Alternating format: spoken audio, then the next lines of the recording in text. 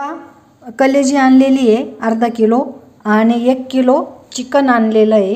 हे पहा मस्त लेग पीस वगैरे याच्यात थोडीशी कलेजी टाकू आपण पिवळ्या रश्यासाठी आणि ही आहे तर थोडीशी तेल मीठ मध्ये तळायची आणि कशी साफ करायची ते पण सांगते।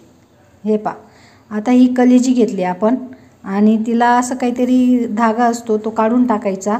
परत तिथं काहीतरी पंख वगैरे अटकलेले असतात ते पण काढून टाकायचे, म्हणजे प्रत्येकाला नाही राहत एखादी राहिली तर असं पंख असतं ते काढून टाकायचं आणि तिला स्वच्छ धुवून घ्यायची। आणि चला आता आपण तयार करू। अशी घाण हे बघा, हे असं पंख असतं एखाद अटकलेलं असतं ते व्यवस्थित पाहून आपण धुवायची आणि मग साफ करून घ्यायचं एक एक पूर्ण कलेजी।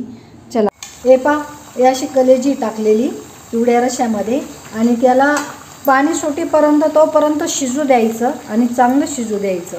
चला आता झाकून देते मी। आणि आम्ही कांदा नाही टाकला आहे याच्यात, नाही कांदा असा दळलेला आहे पहा।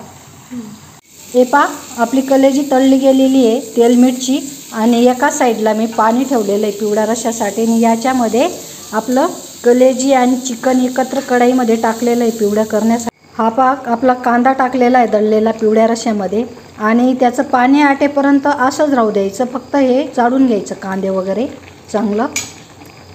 हे पहा असं मीठ टाकून द्यायचं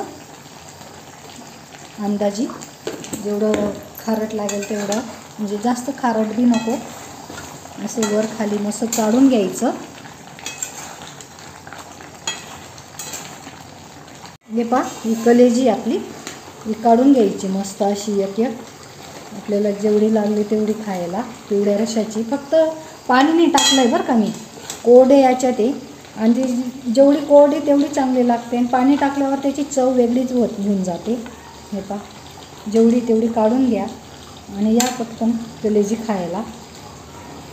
हे पहा कलेजी झालेली आपली पिवळ्या रश्याची आणि पहा गरम लागतं म्हणून मी चाकू घेतला तोडायला। आणि तुम्हाला आवडली असेल तर सबस्क्राईब करा, शेअर करा आणि पुन्हा व्हिडिओ पहा। चला एकदम भारी लागली